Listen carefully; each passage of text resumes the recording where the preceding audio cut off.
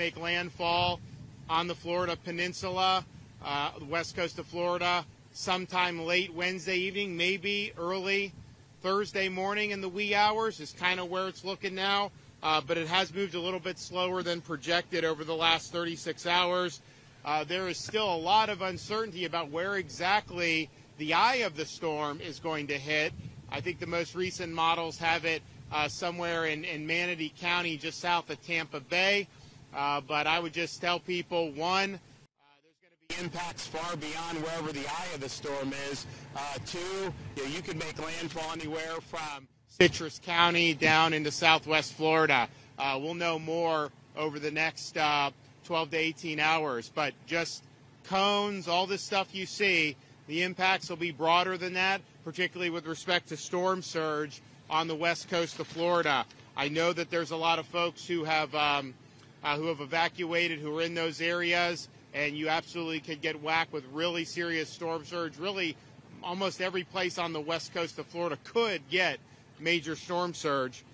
Today I held a joint call with state legislative leaders and the cabinet to brief them on Florida's efforts on the storm and about our resources that are being offered and being utilized by the state of Florida. We also did a similar call to Florida's congressional delegation. I've also spoken to the president and the FEMA administrator. We've had our request approved for pre-landfall. We will get a landfall, major disaster declaration approved once the storm hits, and that will be things like debris removal and individual assistance. We still have 51 counties that are under a state of emergency. There's pretty much warnings or watches on almost the entire Florida peninsula. A lot of attention is being paid to the storm surge on the west coast of the Florida peninsula, and rightfully so, because that's probably the most serious threat to people's lives and property. But this storm is going to go across the Florida peninsula, and it's going to exit on the east coast of Florida into the Atlantic Ocean, likely still as a hurricane. So that is going to bring significant impacts all across the state. So just be prepared for that. That may mean mobile homes, even interior, other structures that may not be hurricane-proof. That could create hazards, rivers, other bodies of water. As you have more rain and you have flooding, that could be an issue. And then you could have surge on the east coast of Florida. You could have erosion. You could have different things with the coast. So this is not just an event about the west coast of Florida. That will be where the initial impacts and probably the most significant, but the impacts will not be limited there. So here we are at the Florida Horse Park. We have staging areas around different parts of the state.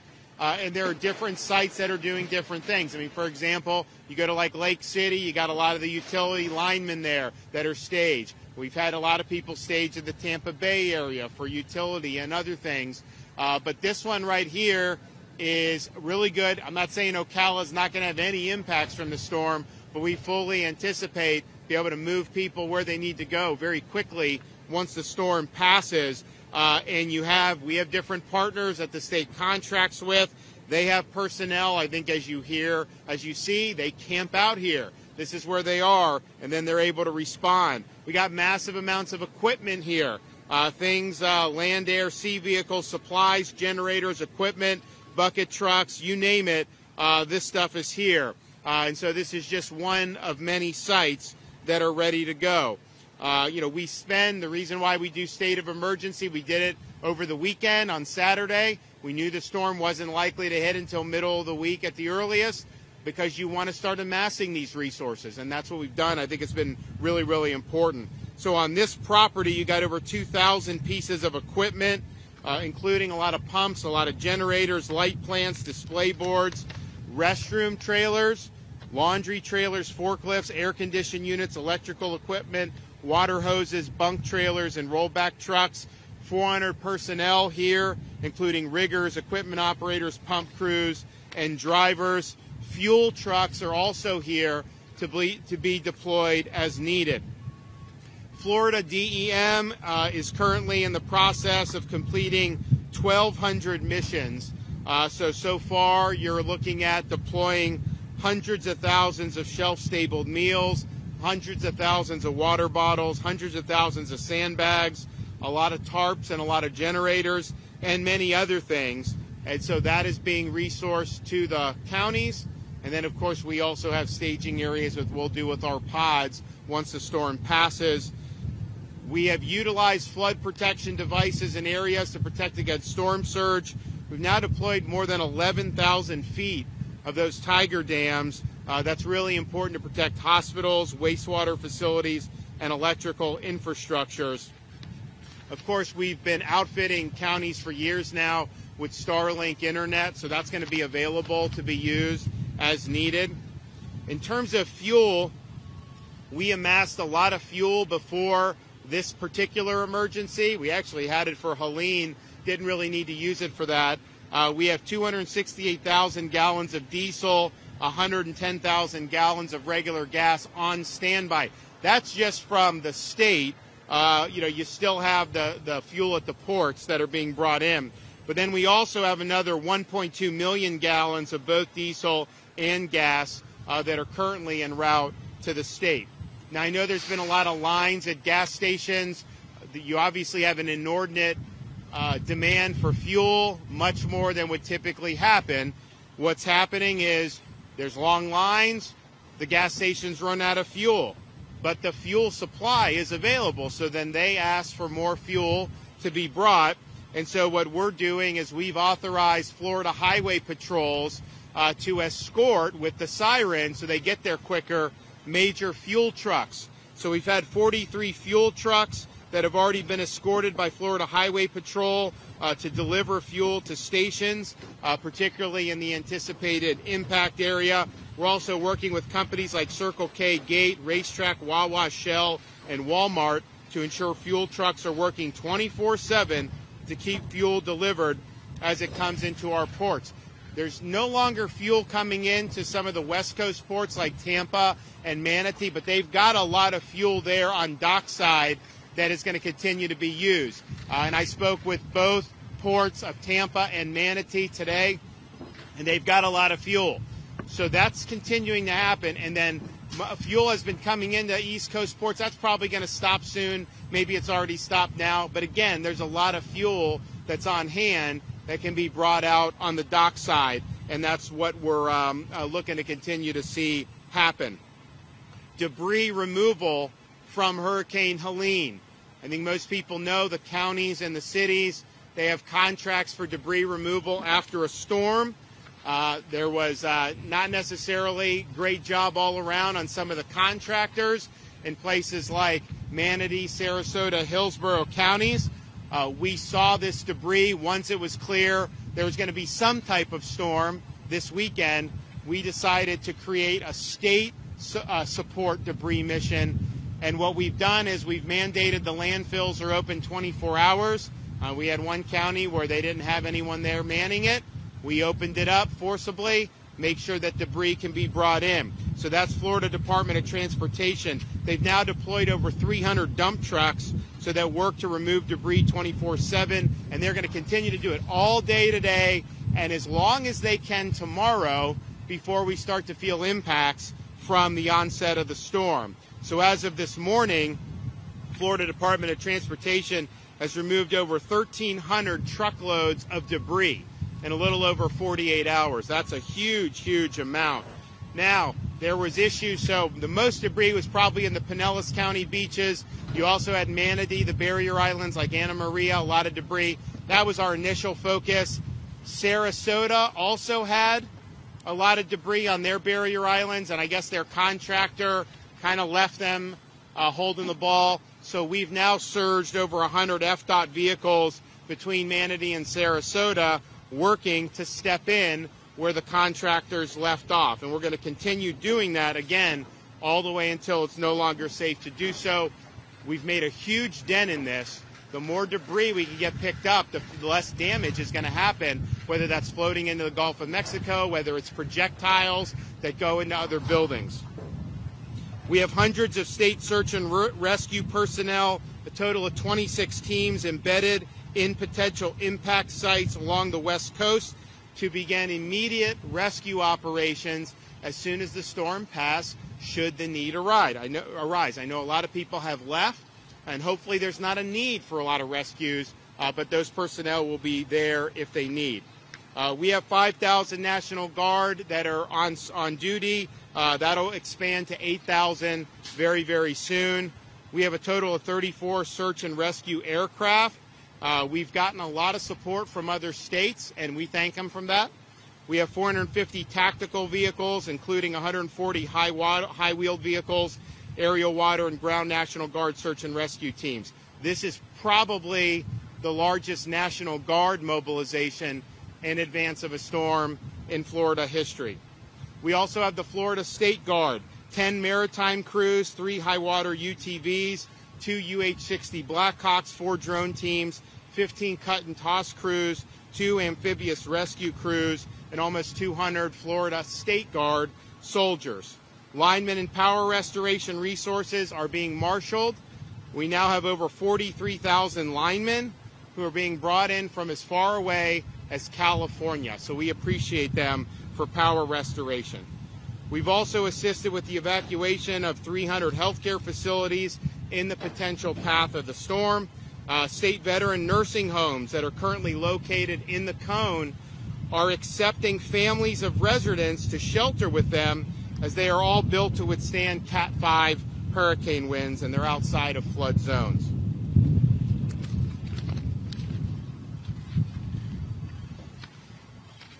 Florida Disaster Fund. This was activated after Ian, Idalia, and Helene. If you want to support for Milton, go to floridadisasterfund.org. This is really, really significant way to help people. You should be executing your plan now. If you're going to get out now. You have time today. Time will be running out very shortly if you wait any longer. Of course, there's a lot of mandatory evacs that have been done. We have done the shoulders on the I-4 and the I-75. Veterans Expressway and Suncoast Parkway tolls have been waived. Those can also be used as evacuation routes. I-4 is doing a lot better today than yesterday. Still traffic, but that's it. That's the norm for that. I-75 northbound, 20 to 30% higher volumes. Alligator Alley is pretty jammed right now.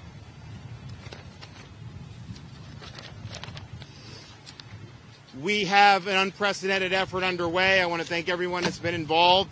It's not easy, especially when you've just responded to a Category 4 storm, Helene, to have it done. I know everybody's tired. Trust me, we get it. We're wearing out the Celsius at the state EOC, but what you're doing is important. Hang in there and let's get the job done. Okay, Kevin?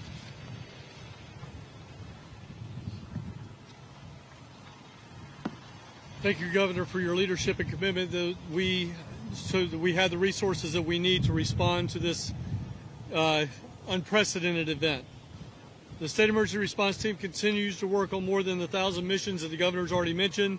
We will continue to fulfill these requests 24/7 as we prepare for landfall. Once the storm has passed, we have tens of thousands of resources staged and ready to deploy to the impacted communities as soon as it's safe to do so.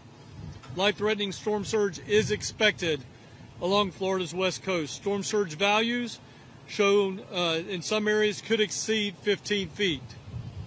Counties from Levy to Collier have ordered mandatory evacuations, and I urge you to heed those warnings if you're in one of those zones. By now, I hope you know whether if you live in an evacuation zone or not. But if you do not know, please go right now to floridadisaster.org/know and find out if you live in an evacuation zone. If you are in a mobile or a manufactured home or in a low-lying flood-prone area, it is never safe to stay in that situation. No matter what year it was built, you need to evacuate. Please remember, evacuating doesn't mean driving hundreds of miles. It means just driving tens of miles to the closest friend, family, or shelter nearest you.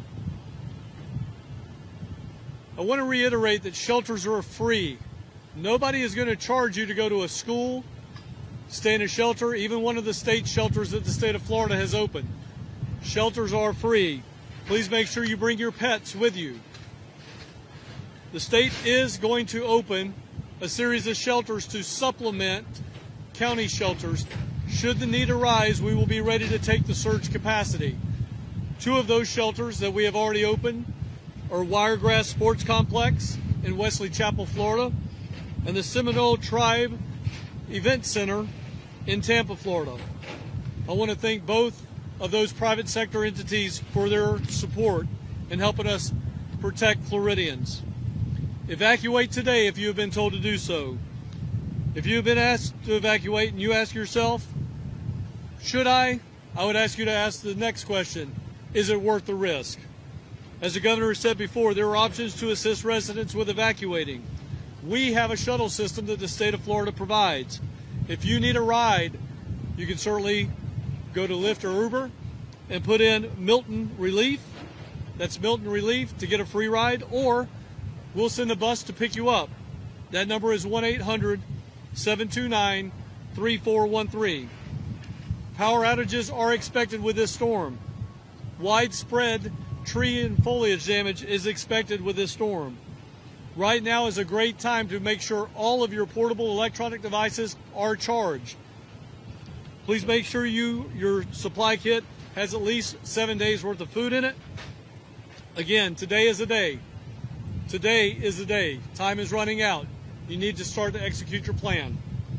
Please be sure to follow our agency on X and Instagram at FLSERT, that's at Florida CERT, and on Facebook at FDEM, as we continue to share important information in real time. Again, Governor DeSantis, thank you so much for your support.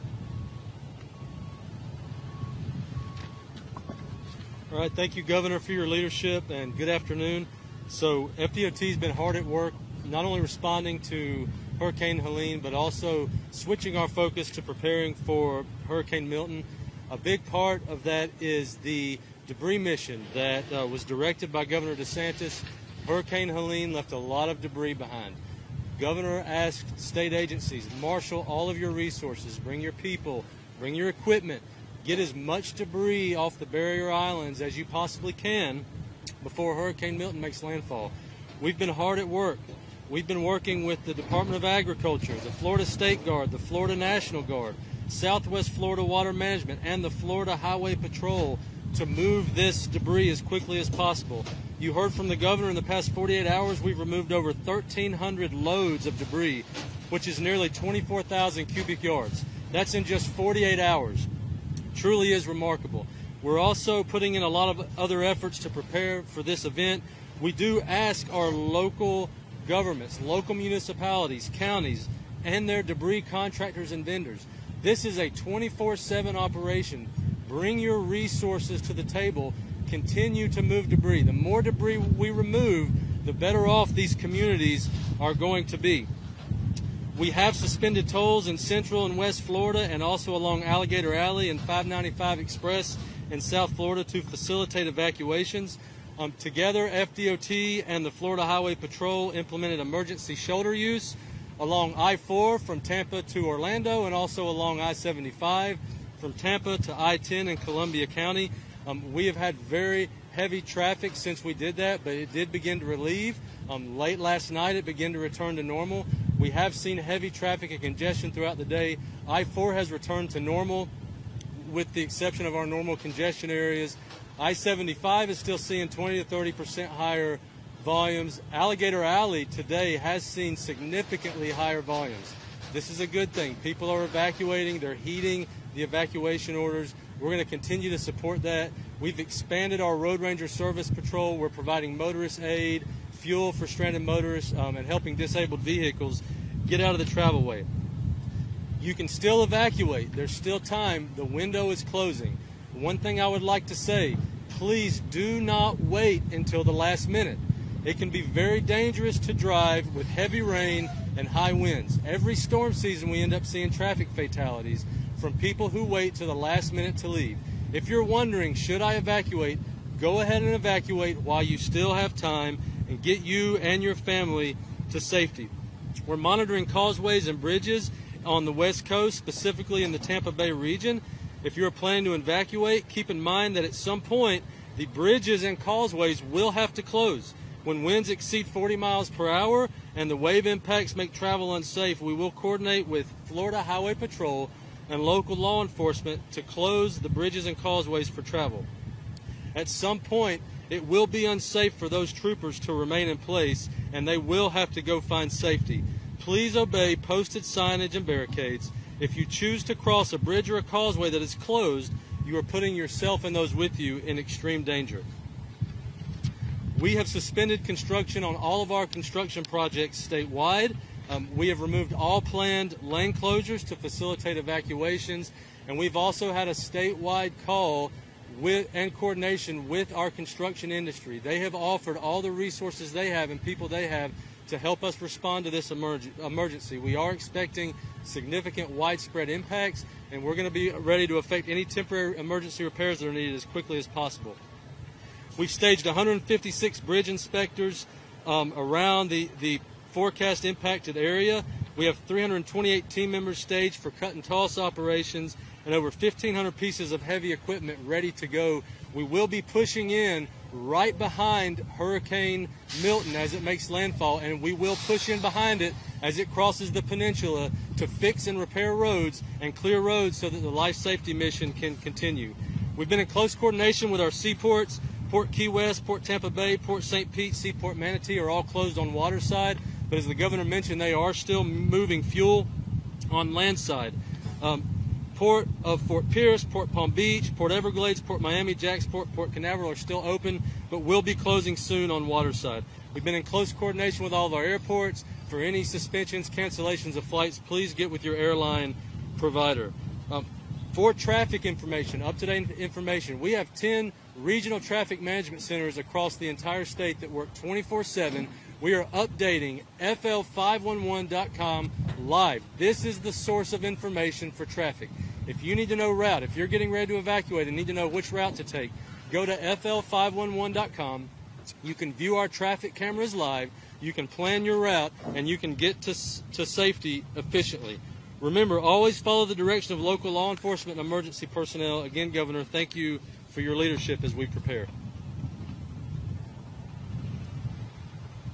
Well, we appreciate everybody that's been working hard. As I mentioned, there's been state of emergency now for over 2 weeks straight in terms of mobilization, preparation, response to one Category 4 storm, and now mobilization and response to another major hurricane. It's not easy. I know people have been working around the clock, not just with state government, but our local counties and cities, and then all the other partners that participate in this. But people are pushing forward. They're stepping up. I know some of our residents that just experienced hurricane damage from Helene are also fatigued. Just hang in there and do the right thing. Just let's get through this. We can do it together. And then on the other side of it, make sure everybody's safe, and we'll put the pieces back together. The state is strong. We're going to be able to weather it. Not going to be easy. We're going to suffer damage, but don't lose faith. It's a tough thing to do 2 storms in 2 weeks, but we'll get through it. Okay. Any questions?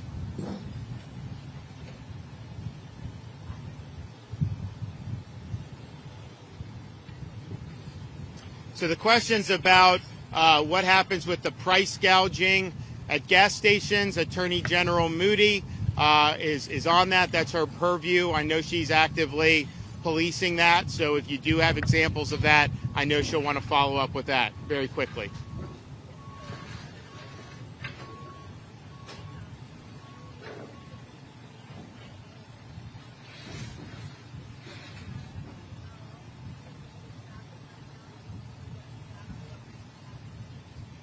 So the question's about FEMA staffing, that they are limited right now to be able to come down. What I would say is what we have these urban search and rescue teams that have been mobilized. That is done under the auspices of FEMA and DHS, even though a lot of these people are Florida firefighters.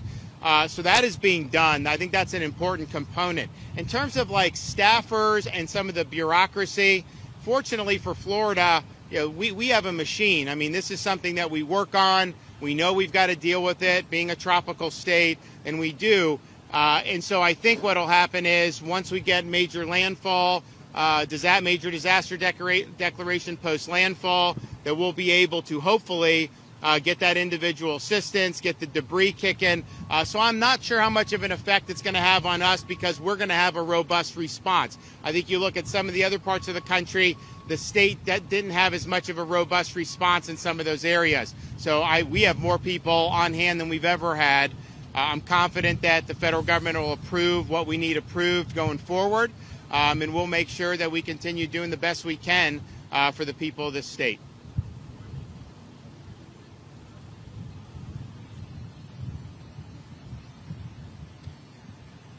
So the questions about this is a massive guard mobilization, what necessitated that? Well, part of it is it's a big storm, powerful storm, and it's going in an ominous track. One of the worst places to take a major hurricane is the Tampa Bay area. It's low-lying. You have Pinellas County as a peninsula surrounded by water. The prospect for devastating storm surge is high, and it has a chance to damage a lot of property and put a lot of people's lives at risk. Now, I think most people have gotten out, but the reality is this is something that we planned for. This is something that we knew could be something that happened, and it's not guaranteed this is going to go into Tampa Bay, as I mentioned. It could go north of it. It could go down further into southwest Florida. That's all possible as this thing continues to approach the Florida peninsula. But, to compare to like Helene made landfall in the Big Bend of Florida. We had no fatalities in Taylor County at all from a major 15, 20-foot storm surge. That's pretty remarkable, but there's also much fewer people there. You start talking about the greater Tampa Bay area, that's millions of people. And then if the storm rides I-4 out to the Atlantic, that's many millions more. So I think that reality and possibility necessitated the robust response. Okay, thanks everybody.